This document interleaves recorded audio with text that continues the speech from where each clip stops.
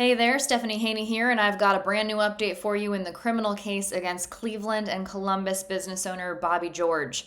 I've learned that he is threatening to sue the city of Cleveland over the criminal charges that he faces, including attempted murder, rape, strangulation, and kidnapping. I know this because an attorney for Bobby George sent an evidence preservation letter to the city of Cleveland. It was dated Monday, August 19th. Just got the letter, saw it with my own eyes. So basically, an evidence preservation letter is like a warning saying, I might sue you, so you need to hang on to anything related to the issue I might sue you about so that the evidence is there if I sue you. So in this case, the city has to hold on to any communications related to Bobby George's criminal charges, and also related to a letter from December that talks about Bobby George, which we will talk about here in just a minute. Now, I do want to tell you, I talked to city spokesperson Tyler Sinclair. He told me that the city routinely gets these evidence preservation letters and the city abides by those letters. And he said, quote, "We will do the same here, as this is no different than others."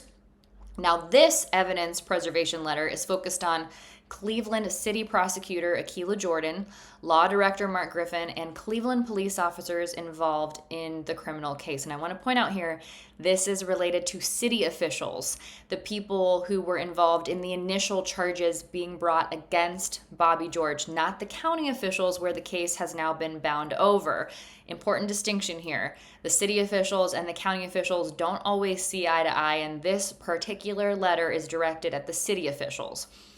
It's also related to a letter that was dated December 2nd, and this was a letter that Democratic groups sent out to what the letter says were Northeast Ohio Democratic Party candidates, and that December 2nd letter was discouraging them from holding events at businesses owned by the George family, including TownHall, which is owned by Bobby George. It also talks about Tony George not being in support of a Cuyahoga County ordinance that would have banned businesses from discriminating based on sexual orientation and gender identity and those kinds of things, and talks about Tony George's connection to the First Energy bribery scandal. Now, one of the groups that signed the letter was Cleveland Stonewall Democrats, and Cleveland prosecutor Akilah Jordan is on that executive board.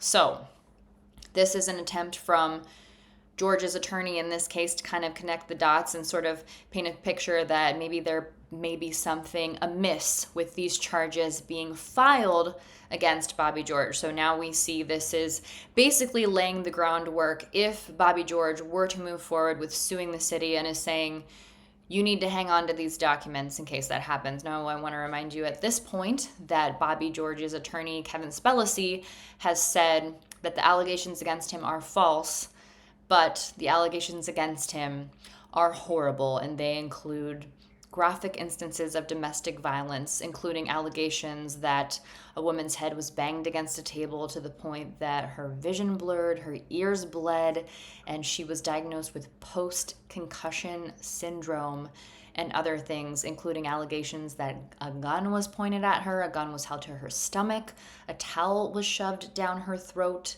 and things of that nature. So we will keep you posted as this case moves forward, but this is the absolute latest information in the Bobby George case.